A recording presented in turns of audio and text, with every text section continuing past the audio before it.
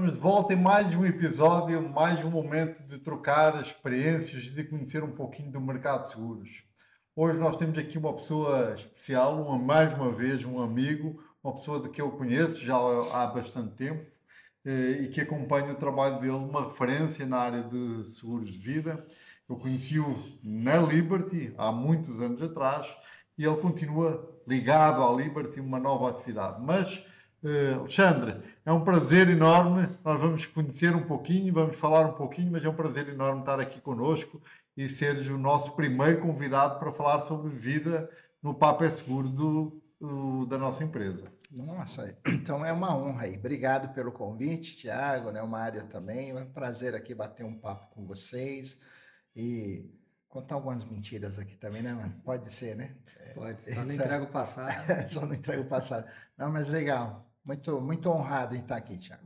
Maravilha. E está aqui também comigo o Mário, meu sócio, responsável pela parte de operações e que tem uma relação ainda mais próxima com o Alexandre e nós fizemos questão de fazer este bate-papo aqui a três. Vai ser legal. Isso aí. Alexandre, me fala um pouquinho. Vamos agora conhecer. Eu próprio também, com certeza, vou acabar sabendo algumas coisas que não sei. Me fala um pouquinho sobre ti, onde nasceste, qual o teu time, o que é que tu gostas, o que é que estudaste. Fala um pouquinho sobre o Alexandre. Legal. Contar um pouco, tentar encurtar, porque a gente já tem aí mais, tá já fazendo o declínio naquela curvinha, né? Então, senão aqui vai dar só uns 40 minutos aqui. Já acaba o podcast só. O podcast só falando. Não, mas bom, me chamo Alexandre, sou casado, 2 filhos, né? Já adultos, sou casado há 32 anos, nasci em Santos, né? Sou de uma família aí de 4 irmãos. Mas né? não é de lá que você... Não, o Mário Não, é de Santos agora. O Mário, eu talvez tenha induzido falando que é uma terra boa para ele ir lá, porque carioca acha que só tem mar no Rio, né? Mas, enfim, acho que isso é para um outro podcast que eu tenho que explicar isso. E nasci em Santos, né? Como eu disse, muito pequeno vim para cá, né? Com a minha mãe e minhas irmãs, são pais separados. Que mais que eu posso trazer aqui para vocês? Bom, o time, eu estava comentando com o Mário, talvez ele fique um pouco irritado aqui, mas é o time que tem 12 títulos, é o Palmeiras, né? É uma tristeza aí, mas enfim. Que mais? Bom, como eu comecei no seguro, né? Acho que é só... Sem dúvida. Então, eu comecei no seguro, eu trabalhei para quem estiver ouvindo, né, o podcast, mas depois eu posso explicar isso. Eu comecei na minha vida profissional como office boy, né? Não uma figura hoje que não existe. E aí eu tive a sorte ali de estar trabalhando numa empresa que acabou adquirindo um clube de seguros, né? E antigamente clubes de seguros era quase majoritariamente trabalhava com vida, né? E ali eu de office boy já passei para a parte de faturamento, então acho que eu vou pular essa parte, porque foi desde datilografar, né? Então acho que muita gente não sabe. Datilografia e certificado. Às vezes o pessoal fala, nossa, como é duro fazer uma emissão. Eu falo, tá bom. Você tinha que fazer antigamente. Você estudava junto com eu estudava, então eu fazia colegial naquela época, né? Depois, com o passar do tempo, eu fui nesse clube, fui adquirindo outras funções, até que eu fui para uma seguradora, né? A minha primeira seguradora foi a Safra Seguros, foi uma seguradora de banco. Então, ali também comecei a ter contato com esse mundo de bank assurance, né? Ali, bem diferente do que é hoje, mas já era bem diferente do mercado de corretora antigamente. E aí, nesse interim, eu fui fazer o meu curso de administração de empresa, né? Talvez aí o curso é aquela coisa de você pensar, pô, o que fazer? Será que ia fazer atuário? Acho que atuário naquela época estava um pouco fora dos meus planos financeiros. Talvez eu até tivesse feito, mas eu pensei assim, bom, no final, se eu for bem sucedido, qualquer que seja a coisa, eu vou ter que administrar alguma coisa, então não vai ser perdido. Então fiz ali a faculdade de administração com ênfase em comércio exterior, na época tinha isso. E aí eu vim passando por seguradoras, do Safra, fui para a Finasa, depois da Finasa eu voltei para um outro clube de seguro, depois eu fui para o Bamerindos, tem coisa nova ali, faz uns 5 anos só. O tempo passa, o tempo voa. E aí fui para a Liberty, né? Depois, e aí acho que a Liberty foi a companhia que eu mais fiz a minha carreira, mais de 20 anos ali. E agora no grupo HDI. Então, assim, de forma bem resumida, né? É a minha trajetória, a minha carreira foi assim. Então, como executivo, muito mais aqui no grupo, muito mais trazendo a Liberty como a maioria do tempo, né? Sempre, Tiago, mexendo com seguro de vida. Então, todos esses lugares que eu passei, eu fui desde faturista, por exemplo, eu já fui até cobrador, eu não sei se alguém vai lembrar aí, quem estiver assistindo, né, para não me deixar sozinho aqui, mas antigamente você ia com as apólices, batia na empresa e dava a apólice lá carbonada, né, e aí você recebia o valor e trazia para o lugar, imagina, é impensável isso hoje em dia, né, mas fiz isso porque eu estava ali substituindo, mas é legal porque hoje, eu acho que na minha carreira, eu acho que tudo isso é o que me trouxe aqui. Então, você saber um pouquinho de cada coisa, ter uma noção das dificuldades, se colocar no lugar do outro, acho que foi isso que me ajudou a chegar até aqui. Foi bem positivo. Tive o prazer de ter pessoas muito bacanas ao longo da minha carreira, participando comigo disso, né?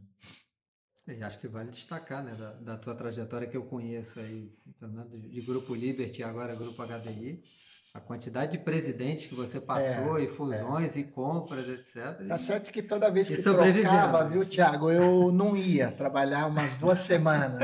Vou aí quando tudo tiver mais calmo, você entendeu? Os caras, agora é hora de tirar férias, né? Quando faz fusão. Mas não, realmente, eu acho que isso também traz essa resiliência. É uma palavrinha meio da moda aí, mas é isso, né? A mudança, eu falo, eu estou mais de 25 anos no mesmo grupo, né? Vamos chamar assim, vamos chamar o grupo HDI também, né? Acabou comprando essa minha história. Mas eu não estou 25 anos na mesma empresa, 26, 27 anos, né? Na mesma empresa, porque cada 3 anos mudava alguma coisa. Vinha o presidente, agora vamos mudar a pasta amarela para roxa, aí você troca para roxa. O outro entra e fala, não, roxa eu quero vermelha. Isso vai te trazendo capacidade de renovação, de mudança, né? A gente ainda pulou etapa, né? Que foi Paulista, depois Liberty, nossa, eu vi de tudo aí. Então, é toda óbvio a que agora... transformação que as empresas passaram. Talvez agora tenha sido talvez o mais impactante, que é você realmente ser vendido completamente, né? Agora, a HDI é uma grande instituição, uma das maiores do mundo. Aqui no Brasil ela é muito grande, mas ainda tem muita gente que não conhece. Ela tem uma notoriedade muito grande no Sul. No Sul é, sem dúvida, uma grande... Já era, mesmo antes destas aquisições, já era uma grande. E agora com a Liberty, sem dúvida que acabou tendo uma notoriedade maior e estamos a falar, hoje é aqui a segunda... Ela é segunda em P&C, né? O legal que você falou da HDI, por exemplo, quando a gente vai para o Sul, ela detém mais de 33% do mercado de automóvel, né? Se for em cada região, né? E ela é a primeira no Nordeste também. Então, se você vê hoje, com a junção da Liberty e a HDI, né? Foi uma coisa muito que se complementou, principalmente em automóvel, né? Você vê onde ela não é a primeira, ela está entre as 3 ali, o que é muito positivo nesse mercado de automóvel, né? E aí, consequentemente, acaba puxando os outros ramos, né? A gente sempre fala, isso são dados estão aí públicos, né? Mas hoje a companhia detém de não-life, não auto, né? Vamos chamar assim, vida e RE, 32% da companhia é vida e RE hoje, né? 68%, quer dizer, tem um mix bem positivo nisso e quer crescer mais nisso, né? Então, foi muito positivo essas compras, né? Não só da Liberty, quanto também de parte da Sompo, né? Exatamente. E aí, na parte de vida, quanto representa o vida hoje no grupo HDI? Hoje o grupo ele tem bom, Você tem vida, tem mais algum produto por baixo de você ou é só vida? Não, hoje eu cuido de vida, habitacional e afinidades, Ok. né? E viagem. Viagem E também. viagem. E hoje nós estamos quase atingindo aí a 900 milhões de prêmio em vida. É representativo. Quando a gente se eu pegar as seguradoras independentes, né? A gente está ali entre as seis maiores, mais ou menos, assim, né? Se a gente olhar, né? Quando eu falo do ramo vida, por exemplo, né? Hoje a única maior é a Porto, né? Se eu olhar em produção de vida para mim, né? Principalmente no segmento que a gente atua, né? Então isso, Thiago, é legal porque você tem, como a gente brinca, mais poder de fogo, né? Você tem mais produtos, por exemplo. Eu tenho mais de 25 produtos dentro do meu portfólio. Então, eu tenho desde seguro mulher, né? Que a gente tem lá um top mulher, a um seguro que ainda é muito considerado hoje, apesar de ter mais de 10 anos de mercado, que é o seguro Vida Perfil, que ele tem uma precificação hoje toda diferente do mercado e ainda é o carro-chefe da companhia. Então, mas eu acho que o mais interessante é ver que o grupo quer investir muito em vida. Hoje considera como um drive de crescimento a área de vida. Também por conta do resultado, né, Tiago? Que é muito bom e aí faz esse balanço, né? Acho que a grande surpresa para mim foi cuidar de afinidades, que é um mundo de negócios aí, né? Você acaba tendo N oportunidades e cada fator aí são milhões, né? E falando um pouco do mercado como um todo, você já estava falando um pouco dos números da HDI, mas falando um pouco do mercado. Eu acompanhei de perto aí tua trajetória e sempre o desafio, né, que era, principalmente no teu passado, numa companhia que respirava automóvel, que se falava muito de automóvel, e num dado momento conseguiu-se esse foco, esse apoio todo para crescer o Vida. Como é que você vê o mercado do Vida hoje, principalmente num pós-pandemia? A gente acho que tinha uma realidade antes da pandemia e agora depois da pandemia teve uma conscientização, uma percepção melhor do produto. Como é que você vê o mercado hoje em termos de trajetória, de crescimento e para onde ele está indo? A gente até no mercado fala muito da pandemia, né? Então a gente, dentro da FenaPrevi, dentro de algumas federações, até sempre começa a destacar assim de nunca colocar a pandemia como um fator positivo, né? Então, Sim. ela de fato despertou o interesse, né? E de fato ela fez o mercado se mover muito rapidamente, assim, né? Então, aquela pessoa que nunca pensou em ter um seguro de vida começou a ter. O que a gente esperava e acabou acontecendo é que depois da pandemia, Mário, que continuasse ainda a procura, né? Não ficou no patamar que a gente gostaria, mas ficou bem maior do que era, né? O que aconteceu é que hoje esse podcast é voltado para o corretor, certo? Então, falando com o corretor, é evidente que ele deve ter recebido aqui. Corretor para clientes em geral, pessoa física, deve ter recebido aí N seguradoras querendo seguro de vida hoje, né? Falando sobre seguro de vida, Mário. Então, o que eu vejo assim, há uma consciência maior, há as companhias fazendo e produzindo mais produtos, serviço, mas em todos os bate-papos que a gente faz, aí você sabe que a gente se reúne muito com os corretores, faz roda de conversa, o que a gente vê e fala entre a gente a oferta ainda é muito baixa, Thiago, né? Então, a oferta, né? A gente pensa assim, eu até levo alguns dados de mercado, Mário, que quando nos últimos 10 anos, o ramo que mais cresceu dentro do Vida foi o Vida individual, né? Ou seja, isso é muito positivo. Que é o que precisa ser ofertado. Que precisa ser ofertado e que é o seguro da pessoa mesmo, porque o Vida em Grupo não é muitas vezes dele, é da empresa. Ele saiu da empresa, perdeu o seguro. E quando a gente olha, infelizmente, esse crescimento do vida individual, ele se deve, ele se foi proporcionado não pelo corretor, infelizmente, mas sim por esse advisor financeiro hoje, né? Uhum, E aí, entenda-se o Concordo. cara da XP, do BTG, etc. uhum, Esse cara está ofertando um seguro de vida. Então, é por isso que a gente sempre faz uma chamada, sempre provoca o corretor a dizer, ó, tem alguém pescando aí na sua base, ele está vendendo para o teu segurado, né? Ele está vendendo para o teu segurado de automóvel, para o teu segurado de residência, vende o vida. Então, isso há um despertar, Mário, mas eu acho que ainda uhum, menos do que devia, né? Acho que esse é o grande uhum, desafio, cara, do mercado, uhum. é oferta, né? Como Mas, ofertar. mas acho que, como você falou, concordo, não é para a gente falar que a pandemia foi uma coisa boa, porque é impensável uma coisa dessa,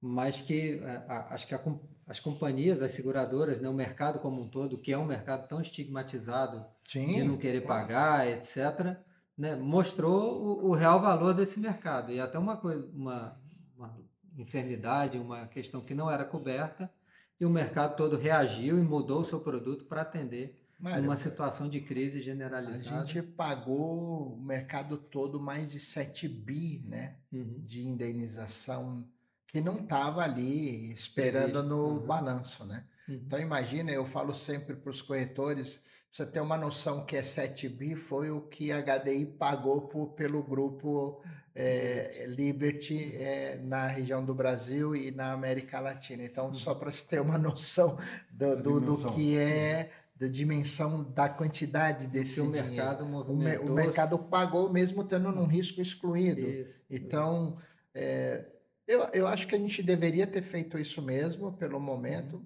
mas é legal você fazer parte de um segmento que falou, não, nós somos grandes Uhum. sim e vamos mostrar para vocês o quanto isso. Então, Uhum. isso, isso foi muito positivo, eu acho, para o Uhum. Sem mercado, dúvida, né? sem dúvida. E como é que você vê assim próximos passos? Projeção de mercado? Como você vê o segmento daqui a 5 anos? Você já vê corretores mudando o hábito ou continua só com esses advisors? Como é que você está Não, eu vendo acho que essa continua, Mário. trajetória? Continua. Ano após ano, as seguradoras, e falando com meus pares, né?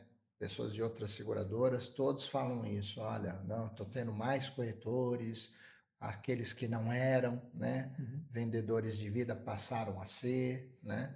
Então, isso tá aumentando. Eu acho que a tendência, Mário, é cada vez mais isso aumentando. Hoje, a área de vida é uma das poucas que cresce 2 dígitos ano após ano. Se você pegar e colocar na SUSEP ou qualquer site, vai aparecer lá. Todo ano é 2 dígitos, então isso é uma coisa consistente e vem ano após ano. Isso, vida individual também, né? Os Uhum. corretores indo atrás, buscando isso, acho que é interessante. E eu acho que a tendência é essa, Mário, Uhum. é sempre o mercado ir nessa crescente, cada vez mais as seguradoras fazendo produtos personalizados, serviço. Uhum. Hoje tem muita cobertura em vida, a gente fala, né? A gente falava antigamente, Tiago e Mário, sobre morte Isso, física, né? exatamente. Morte física, né? Uhum. A gente sempre falava, oh, vou comprar um seguro de vida por causa da morte e tal. Hoje a gente já fala da morte financeira, que é a morte financeira em vida do Uhum. cara. Então, de repente, se o cara tem alguma invalidez, alguma doença grave, ele vai interromper, às vezes, o dinheiro dele que vem do trabalho, né, do laboral, e Uhum. aí ele passa a ter que contar com o seguro de vida, é muito importante. Então, hoje a gente tem falado isso, ó, existe a morte física, mas a morte financeira, Uhum. que é como é que você vai tocar o resto da sua vida, qualidade de vida, ter acesso a outros enfim, consultas, exames e algumas outras coisas para a sua Uhum. saúde, né? Fala um pouco mais dessa outra parte, né? Também não tá, seguradoras não estão só esperando os corretores ofertarem mais, né? Mas vocês também estão mudando Sim, produtos, sim. agregando mais serviços, Imagina, melhorando o processo, colocando telesubscrição. Fala um hoje pouco. a gente fala, como eu falei, né? Lá atrás, quando eu comecei em clubes, era inimaginável você ter as assistências puxando o seguro de vida. Mas hoje você tem uma assistência que é muito comum, que é a funeral, que já está mais do que conhecido. Mas hoje tem muito doenças graves, que é uma outra Uhum. cobertura Uhum. muito utilizada, telemedicina. que está também, isso pós-pandemia ganhou muita força. Quer na pessoa física, quer no corporativo? Corporativo. Telepsicologia, que é também algumas sessões para administrar esse luto, né? Você tem outra assistência jurídica, que é para te auxiliar no caso de um inventário, etc. Então, quer dizer, você hoje tem segunda opinião médica, né? Então, aqui é personal fitness. Então, você tem um leque hoje de serviços que você pode usar em vida, né? E provocar uma qualidade de vida melhor, né? Então, eu acho que isso, as seguradoras olharam para isso, lançaram muitos produtos. Hoje, como eu disse, acho que a última coisa que a pessoa pode falar, o corretor, né, pode falar é da morte do segurado, que acho que esse você vai falando de tantas outras coisas que, e também tem a morte aí, tá? Se você, caso ocorra alguma coisa. Que é como eu disse, né, Mário, a única certeza é a morte, mas ninguém quer falar dela, né? Agora me fala uma coisa, até para as pessoas que nos ouçam e que queiram entender, pensando essencialmente no seguro de vida individual, eu imagino que haja meio que um padrão de limite de idade para a contratação do plano. E o objetivo é que as pessoas contratem com uma boa antecedência. Mas qual é que é mais ou menos o limite de uma pessoa física poder contratar um plano de um seguro de saúde, um seguro de vida, desculpa? Normalmente, hoje, a grande maioria das seguradoras, né, optam ali por trabalhar com até 70 anos. Porque isso é uma discussão muito, muito também que a gente faz com os corretores, Thiago, que é assim, o seguro de vida, e esse que a maioria vende, que a gente chama de term life, ele deve ser contratado por um período mesmo, para aquele período que pode acontecer alguma coisa e caso você falte, né? Então, eu sempre uso o meu exemplo, né? Quando eu tinha 30 anos, e hoje eu tenho 54, quando eu tinha 30 anos, a minha necessidade de capital era porque eu tinha filhos pequenos, eu tinha filhos ainda pensando numa faculdade, numa série de coisas. Aos 50, o meu seguro já é totalmente diferente. Por quê? Porque teoricamente já não tenho uma casa para quitar, ou já um dos meus filhos já se formou, já está seguindo sua vida. Então, é aquele conceito, eu sempre falo, conforme a idade vai vindo, você precisa muito mais de um seguro-saúde do que um seguro de vida. É uma curva inversa. Né? Alguns corretores torcem o nariz por isso, porque agora que vai usar, mas eu sempre brinco, você não compra um seguro de automóvel querendo que seu veículo seja roubado. Aí alguns corretores falam, mas agora que o meu cliente ia usar, eu falei, ainda bem que ele não vai usar, porque ele não usando, ele vai ter mais tempo de vida, né? Então, não é para deixar patrimônio. Não é esse conceito. O conceito não é esse, claro. Né? De formação de... Imagina, Tiago, se você pudesse dar essa oportunidade de uma pessoa de 80 anos adquirir um seguro. Então, ela pagaria R$100 e no dia seguinte já teria 1 milhão de verba ali disponível.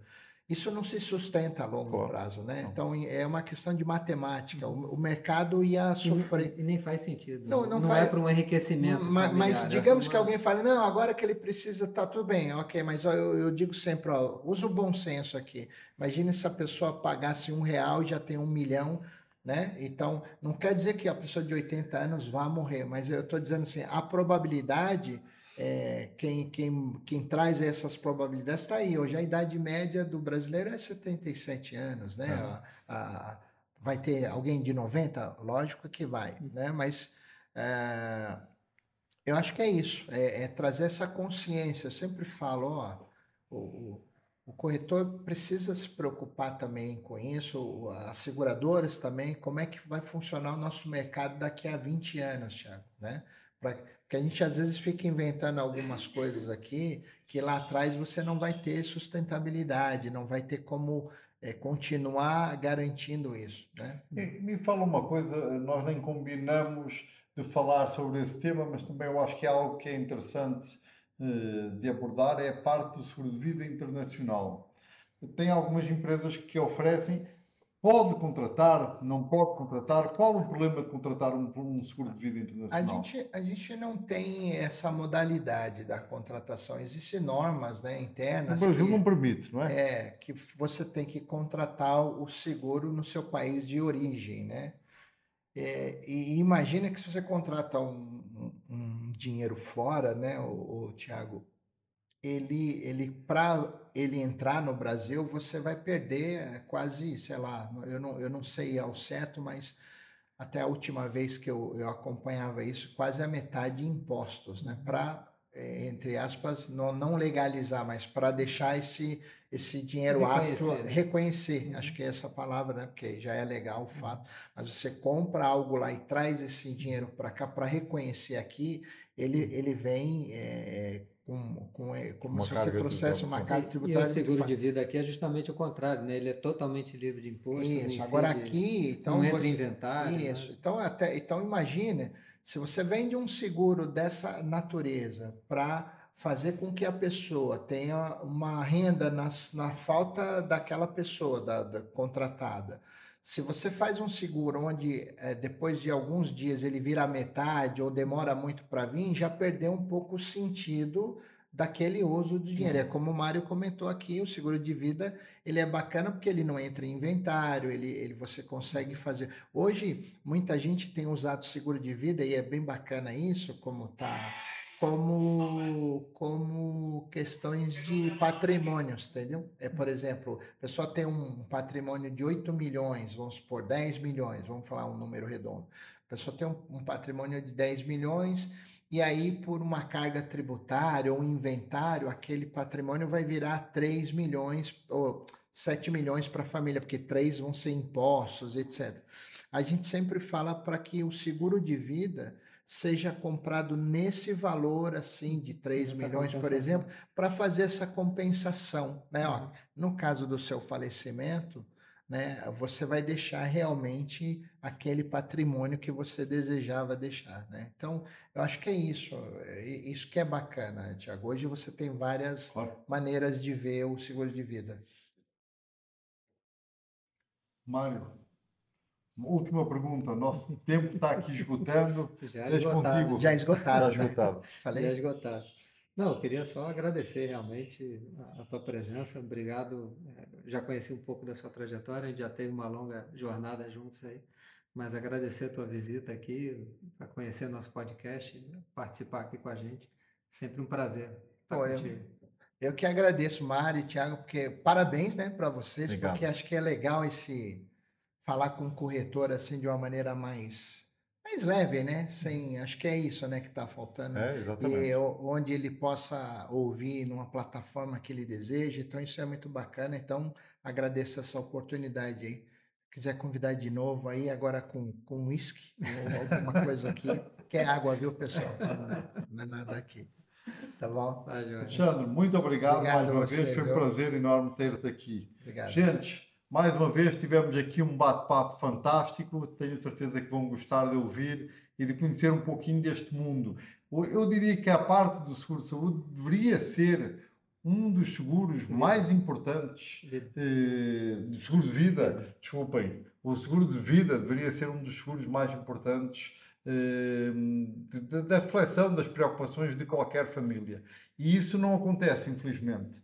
Então, realmente, é um tema que eu gostaria de tratar e que eu achei importante nós trazermos, porque ele é fundamental. Eu sempre digo que há 3 seguros que uma pessoa tem a obrigação de fazer e há muita gente que não faz.